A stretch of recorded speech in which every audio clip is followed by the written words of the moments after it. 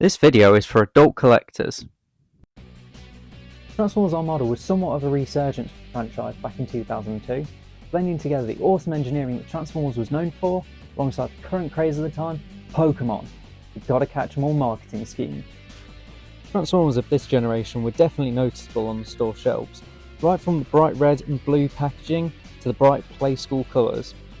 Although it was mostly the Autobots who represented these brighter tones, whilst also adopting more civilian alternate modes, such as cars, trucks, and even construction vehicles. Nothing unusual that we hadn't seen already. The Decepticons, on the other hand, had stuck to their theme of military vehicles, being represented by tanks, jets, and even a boat. They stuck to a darker colour scheme of camouflage to disguise themselves in all tactical situations. This era also introduced a few new gimmicks, while bringing back a few old favourites, most notable being the Minicons, powerfully elusive small race of robots both factions sought to either help or control. And the biggest tyrant within the series was Megatron. He sought to enslave them, an epic H-tank with a desire for power. Starting off with Megatron's tank mode, you can really see where the design came from. Coming from that Generation 2 tank Megatron with green camo, bit of purple, but also bringing forward some of that modern era styling. His main paint scheme is that camo green with a bit of fluorescent orange, rich purple, silver, and that gunmetal grey. It's sort of a trope for most Megatrons that turn into a tank, but he does look so cool. In this mode, he is jam-packed with a few different gimmicks. First, you've got this claw on the side with 3 individual Minicon pegs, a bit of orange paint in there. On the other side, you've got this Minicon ladder of sorts. I'm not sure what it was meant to be, but it was included. On the back, you have this little ramp. It opens out. The claw extends to capture Minicons. And on the other side, you have a little prison for Minicons to be stored in. The crown jewel of this figure in this mode, his main Minicon gimmick, was the turret on the top. So by bringing in his little partner Minicon Leader 1 and plugging him in on the top, these 2 missile pods on the side fling forward. You can lock into place. These will individually fire with the same missile on each side. We also have the main missile on the turret, which just pushes back and fires. There is one more gimmick which has very annoying sounds, just like when turning the turret. But by plugging his Minicon partner into the top and turning it ever so slightly, you get those same sound effects, which can get very annoying and repetitive over time. But overall, his design is really cool. Of course, you do have his antlers poking out, and you can see his feet. But other than that, he's a pretty cool figure. The turret rotates 360 degrees. Unfortunately, there's no active treads, there's just wheels, cast wheels. But he is cool. He is definitely a wicked figure for the time.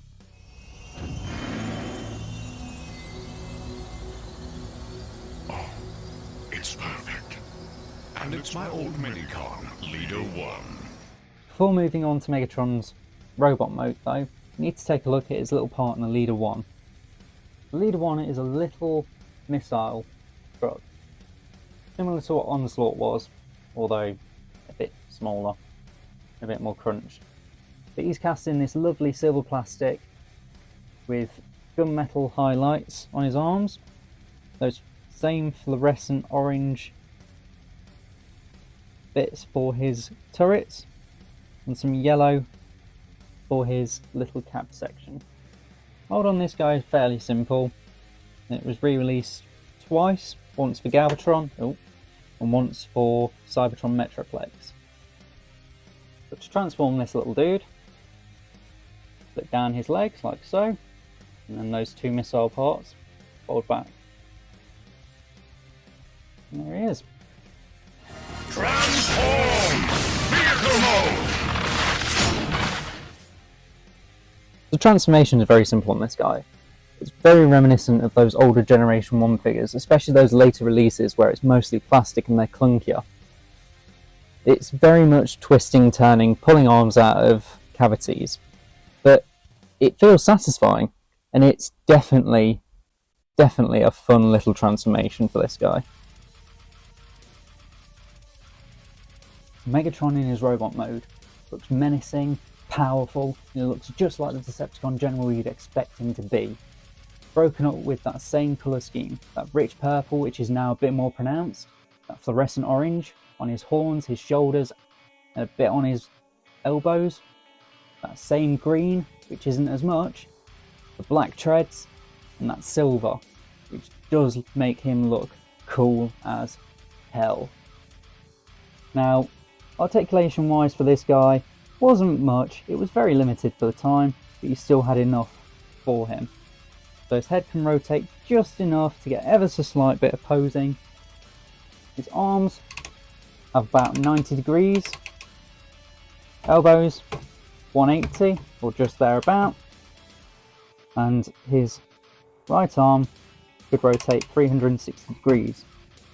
Now the reason why the other side doesn't, because of a Minicon gimmick. Flips out a little knife. Don't know why someone that's leader of the Decepticon would need a little knife, considering the arsenal that he has at his disposal, but it's still funny. It's still a pretty cool gimmick. His legs, they're pretty much non-existent when it comes down to articulation, but just the sheer presence of this guy is all you need. He does look cool. He looks powerful. Like I said, he is just impressive. There's a few things that you can do in this mode. Like I said, you've got the knife. The other thing is bring this turret round, which was his main Power Links gimmick, where you'd plug on Leader 1 and his arm cam would come out, which is pretty cool. It's not the same sort of arm cannon that we're used to, that same fusion cannon that the G1 Megatron had, or later iterations had, but it's still something, and it still looks wicked. Now I can't help but feel like I'm forgetting something here. Like there's something missing that he did in the show. But I can't quite put my finger on it just yet.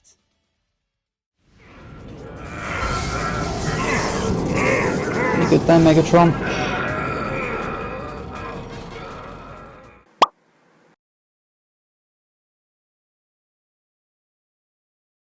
I didn't know that you could do that.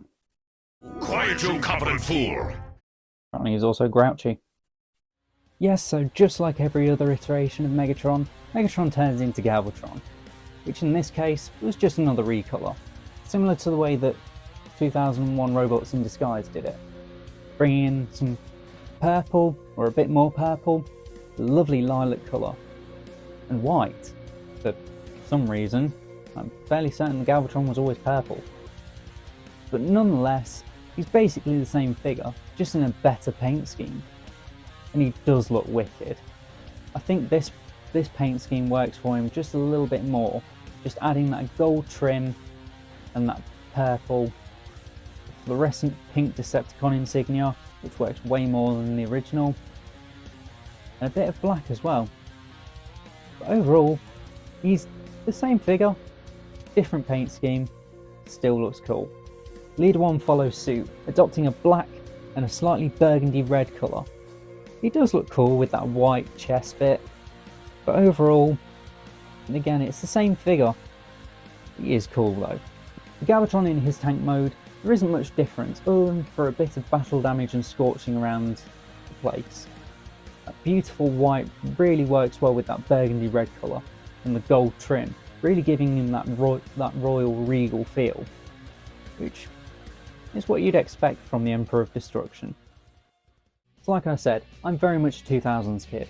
That's the era that I grew up in, Transformers Armada, the Unicron trilogy as a whole. So I think, looking back on it, yes, it was full of janky robots, limited articulation, and very simple transformations, but at the end of the day, they were great toys. they were really great toys. Megatron over here, he's a prime example of what Transformers Armada was, what it was trying to be. Revitalization, the next generation one. And he was. He was the next generation one, especially for kids like me. And I think he did a good job. That's been my look at Armada Megatron. I think he's really cool for the time, and a great example of what Armada was trying to be. If you want to see more Transformers content like this, make sure you subscribe, drop a like, drop a comment as well. But in the meantime, if you want to go and see more Transformers content, go check out my Instagram page where I do daily photography. Next up, Tidal Wave. If you guys enjoyed this, then why don't you head over to Leicester Vintage Toy Shop channel and check out their Toy Shop on Tour series, as we follow Joe and Gav's adventure around the UK and Europe, exploring new toy shops and collecting some old toys. Star Wars, weird stuff, Transformers, monsters.